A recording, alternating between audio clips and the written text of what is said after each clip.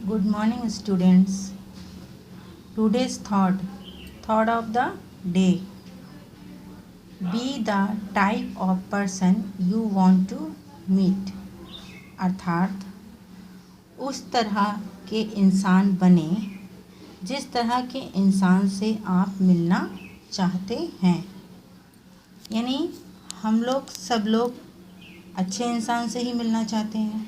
कोई भी ऐसा नहीं होगा जो ख़राब इंसान से मिलना चाहेगा और अपना बिहेव ख़राब करना चाहेगा।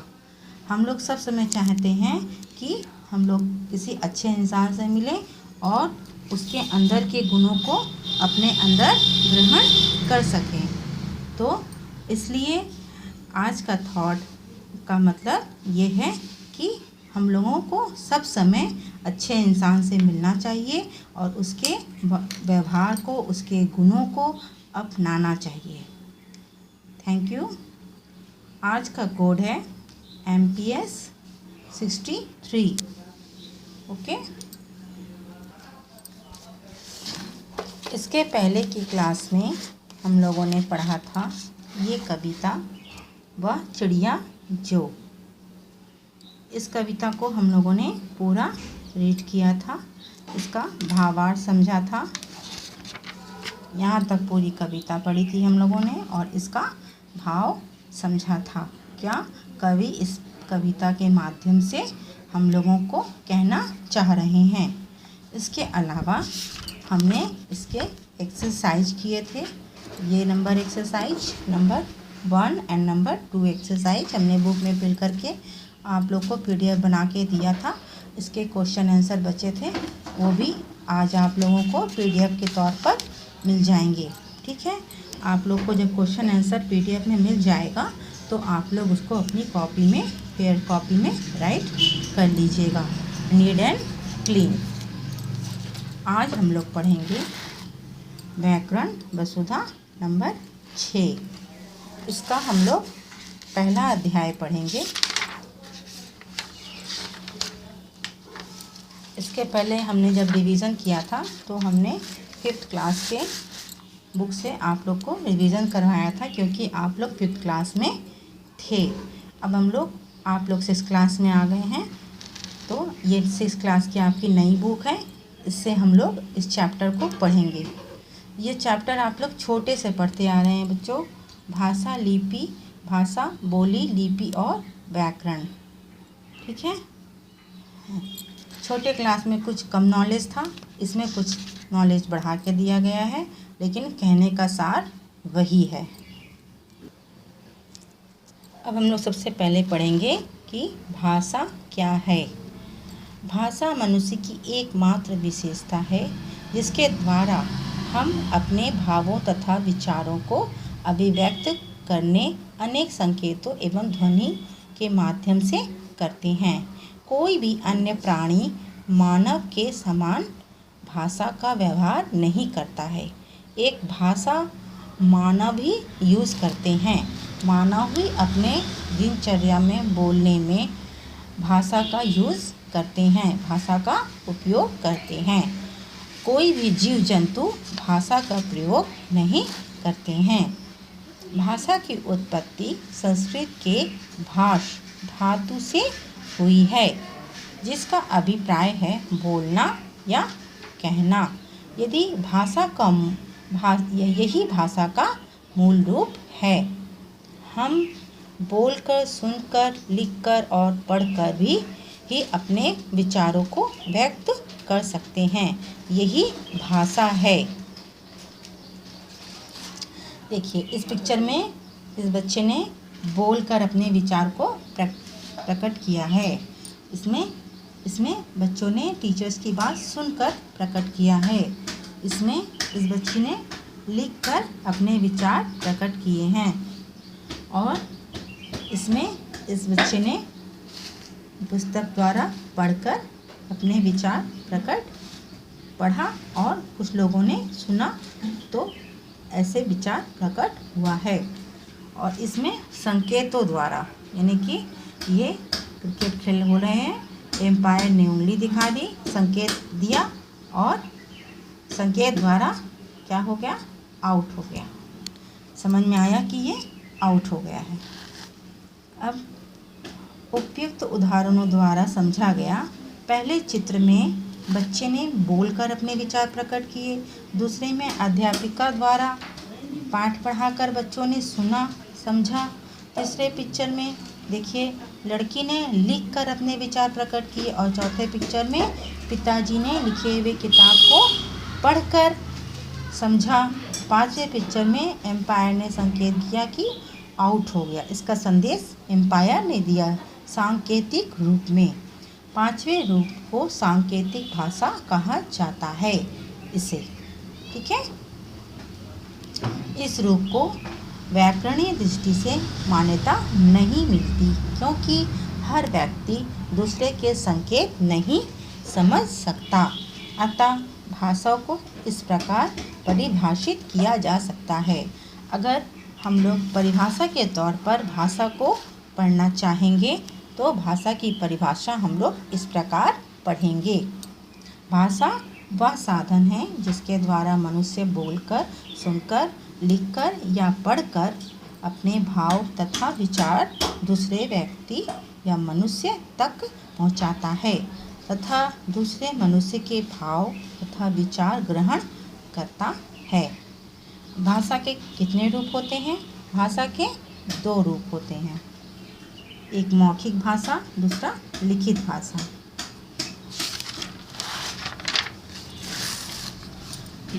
मौखिक भाषा क्या है? मुंह से बोलकर तथा कानों से सुनकर विचारों और भावों का आदान प्रदान करने वाली भाषा को मौखिक भाषा कहते हैं। मनुष्य सबसे पहले मौखिक भाषा ही सीखता है। छोटे से घर में जब बच्चे रहते हैं तो हम लोग उनको कॉपी पेंसिल नहीं पकड़ाते हैं। पहले सबसे पहले हम लोग छोटे बच्चों को क्या करते हैं, मुंह से ही बोलकर उनको घर में ही जब हम लोग बच्चों से बात करते हैं तो मुंह से ही उन लोगों को बोलते हैं कि ये पानी है, ये रोटी है, ये बिस्किट है। वो लोग एक एक चीज़ को, एक एक वस्तु को समझते हैं, क्या खाने की चीज़ है, क्या फेंकने की चीज़ है, किससे हमें बचना चाहिए, किसके पास हमें जाना चाहिए। इस सब चीज़ की अनुभूति हम लोग कैसे देते हैं, मौखिक रूप में देते हैं। यह भाषा का अस्थायी रूप होता है। रेडियो, दूरदर्शन, टेलीफोन आदि पर बातचीत करना मौखिक भाषा के उदाहरण होते हैं। कभी कभी मौखिक भाषा जो होती है वो हम लोग आज बोलते हैं किसी को और मानो 1 महीने के बाद हम लोग खुद भूल जाते हैं कि शायद हमने ऐसा कुछ कहा था क्या। इसलिए इसको अस्थायी रूप का दर्जा दिया गया है। लिखित भाषा, लिखकर विचारों को अभिव्यक्त करने वाली भाषा लिखित भाषा कहलाती है। इस भाषा के द्वारा ही हम अपने प्रयोग, ज्ञान, विज्ञान, साहित्य, संस्कृति आदि को लंबे समय तक सुरक्षित रखने में समर्थ होते हैं। यह भाषा का स्थायी रूप कहलाता है। जैसे पत्र, समाचार पत्र, पुरस्कार, ब्लैक बोर्ड पर लिखना आदि लिखित भाषा के उदाहरण हैं। लिखित भाषा इसलिए स्थायी रूप कहा गया है इसे क्योंकि किसी भी चीज़ को, अगर हमारे संग में कोई चीज़ घटित है, कोई दिन हमारे लिए महत्वपूर्ण है, तो और उस दिन को हम याद करना चाहते हैं कि इस चीज़ को हम कभी ना भूलें, या हमारे घर में कोई गेस्ट आते हैं, उनकी कोई बातें हमें अच्छी लग जाती हैं, किसी का कहा हुआ हमें अच्छा लग जाता है, तो हम लोग अपनी डायरी में उस डेट को याद करके लिख देते हैं, उनकी बातों को याद करके लिख देते हैं। और हम लोग उसको 1 साल के बाद, 2 साल के बाद या 5 साल के बाद भी अगर उस डायरी को या किताब को खोल कर, कॉपी को खोल के देखते हैं तो हमें लिखा हुआ चीज़ वापस फिर से याद आ जाता है। यानी कि अगर हम लोग ना लिखे हुए होते, ऐसे ही मन में याद कर लिए होते, तो हो सकता है कि हम लोग 6-7 महीने या 1 साल के बाद उसको भूल जाते।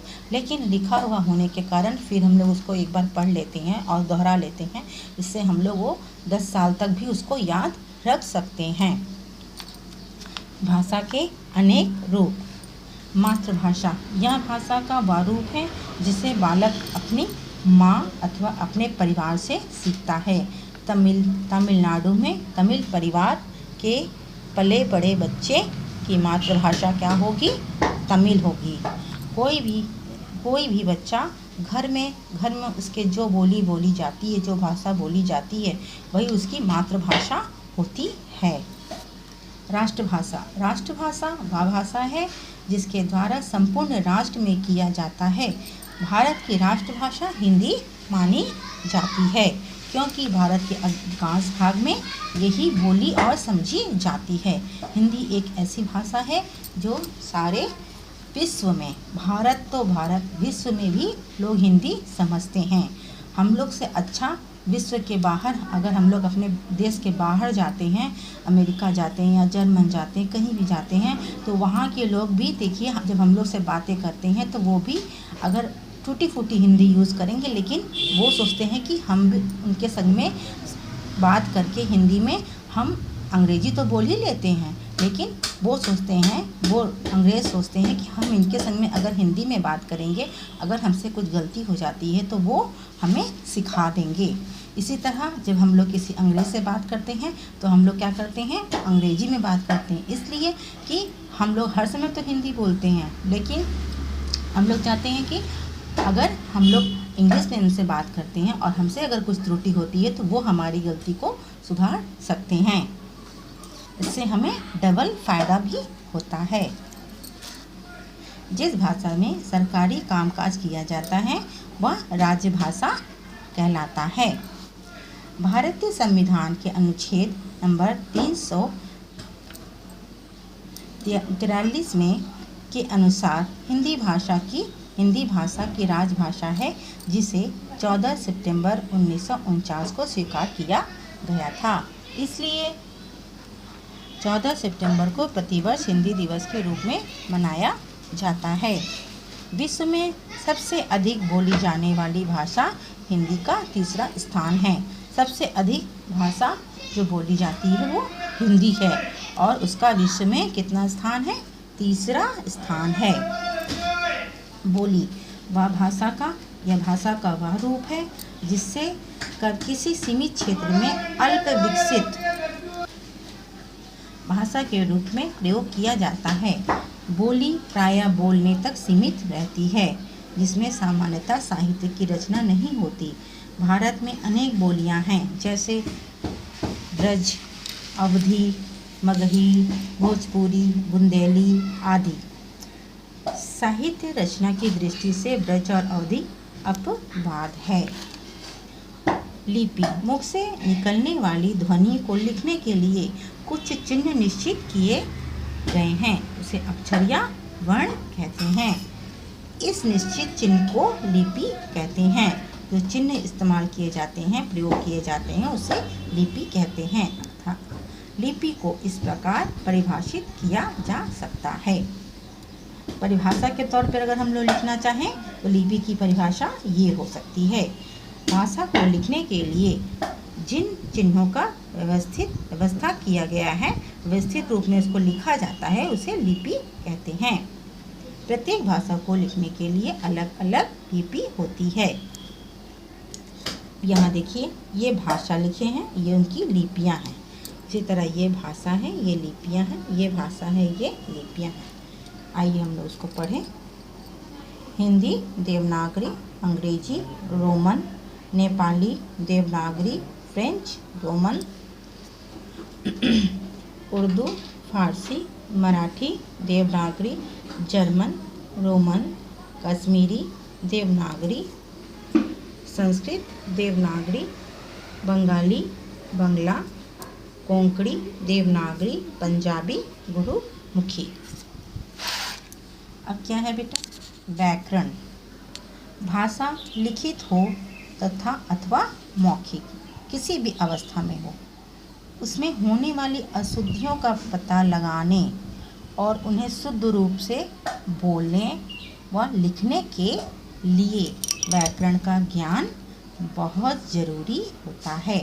अतः कहा जा सकता है व्याकरण वह शास्त्र है जिसके नियमों द्वारा हम शुद्ध बोलना, लिखना, पढ़ना सीखते हैं। अर्थात व्याकरण भाषा के शुद्ध रूप का ज्ञान कराता है।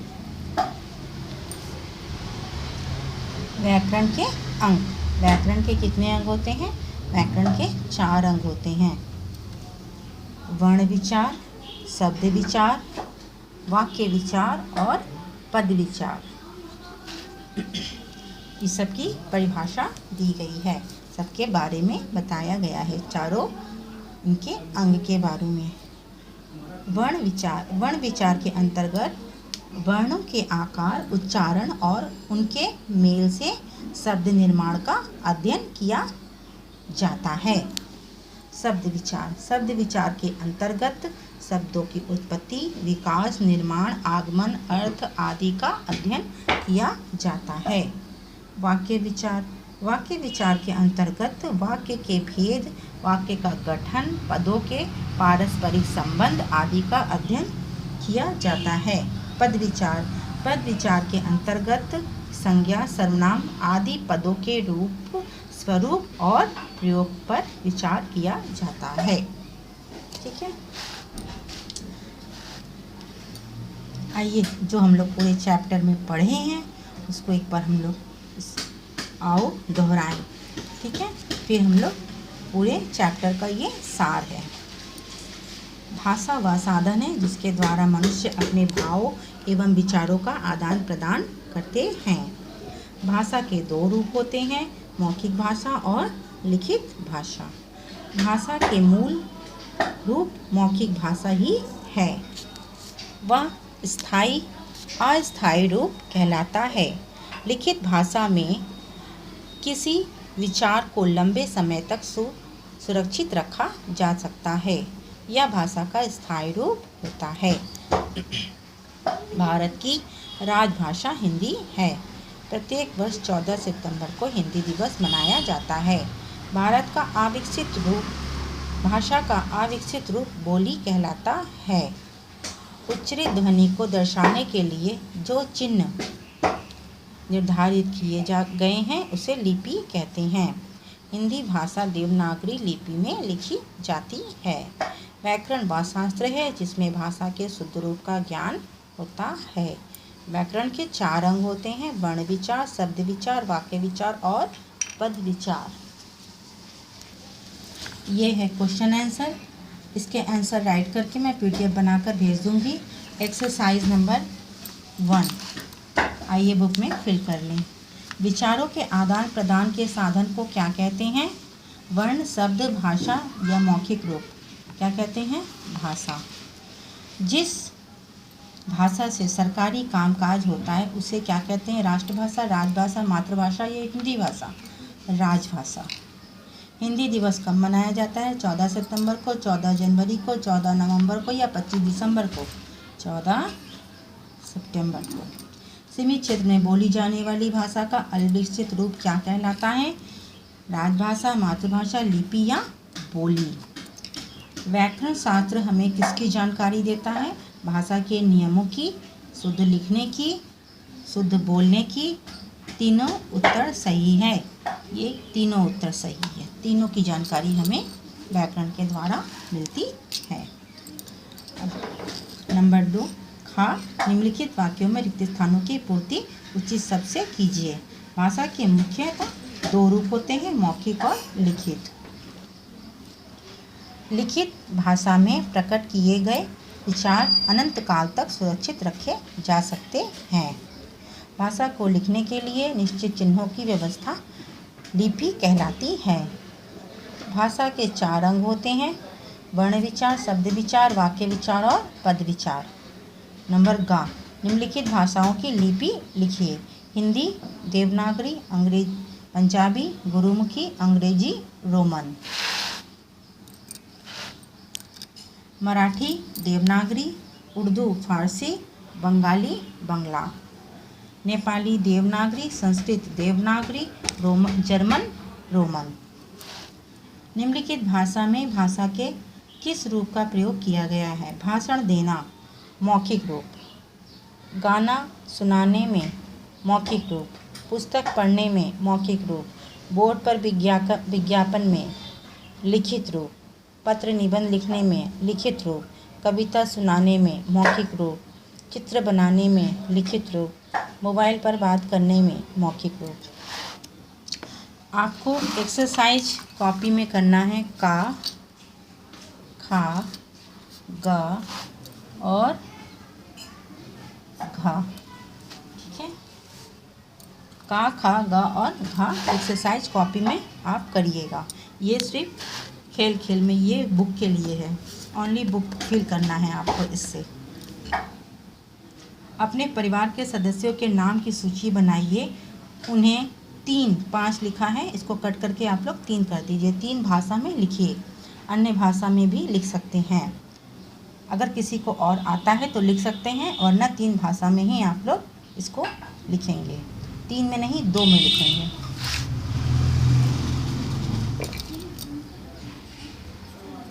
2 में लिखेंगे। ठीक है, अपने परिवार के सदस्य का नाम लिखेंगे, उसे हिंदी में लिखेंगे, फिर उसे अंग्रेजी में लिखेंगे। ठीक है, उर्दू में आप लोग नहीं जानते हैं, पंजाबी में नहीं जानते हैं और बंगाली में भी नहीं जानते हैं, तो आप लोग 2 ही भाषा में नाम लिखिएगा। इसके अलावा ये घर पर आप लोग को करके रखना है। आप लोग की जो फेयर की कॉपी होगी उसमें ये काम नहीं करेंगे, घर की जो कॉपी है उसमें करेंगे। भाषा के मौखिक रूप के अभ्यास के लिए याद की गई कोई भी कविता लिखेंगे। इसमें सुनाने के लिए कहा गया है, लेकिन आप लोग कोई कविता लिखेंगे। भाषा के लिखित रूप के अभ्यास के लिए हिंदी भाषा से संबंधित कोई भी स्लोगन चार्ट पेपर पर आकर्षित ढंग से लिखेंगे। किसी भी टॉपिक पर, आजकल की टॉपिक इतनी अच्छी चल रही है, कोरोना के ऊपर भी आप लोग चार्ट पेपर पे स्लोगन लिख सकते हैं। नीचे दी गई भारत की राष्ट्रीय मुद्रा पर लिखी गई भाषा को देखिए उनमें कितनी भाषा में लिखा गया है। आप इनसे कितनी भाषाओं को पढ़ सकते हैं, इसमें जितनी भाषाएं लिखी हैं कितनी भाषाओं को पढ़ सकते हैं, सभी भाषाओं को जानने का प्रयास कीजिए। ये देखिए, इस नोट में, किसी भी नोट में आप उठा लीजिएगा, 500 के नोट पे, 100 के नोट पे, 2000 के नोट में, किसी में भी ये देखिए अलग अलग भाषा में यहाँ पर लिखा हुआ है, यहाँ लिखा है, ये लिखा है। इसके अलावा ये अधिकतर यहाँ आपको दिखेगा, ये मैं जूम करके दिखा रही हूँ आप लोगों को, यहाँ आप लोगों को दिखेगा छोटे छोटे अक्षरों पे लिखा हुआ है। जितने भाषाओं में लिखा गया है इसको आप लोग पढ़ने की कोशिश कीजिएगा। ठीक है बच्चों, आप लोग को याद हो गया क्या क्या करना है। ये PDF में जाएगा आपके क्वेश्चन आंसर, क्वेश्चन का एक्सरसाइज नंबर का, खा, गा और घा कॉपी में आपको राइट करना है। इसके अलावा हिंदी फर्स्ट के क्वेश्चन आंसर PDF में जाएंगे, वो आप लोग को कॉपी में, हिंदी फर्स्ट की कॉपी में राइट करना है। हिंदी सेकंड के लिए, हिंदी सेकंड की कॉपी के लिए हिंदी सेकंड की नई कॉपी बनाइएगा, हिंदी फर्स्ट की कॉपी में मत कीजिएगा। आप लोग बड़े क्लास के बच्चे हैं, आप लोग अच्छी तरह की जानते हैं सुनीता मैम कैसे काम करवाती थी, और आप लोग को पता है, उसी तरह काम कीजिएगा और अपना काम संडे के होमवर्क में भेजिएगा। ओके, घर पर रहिए, सुरक्षित रहिए, धन्यवाद।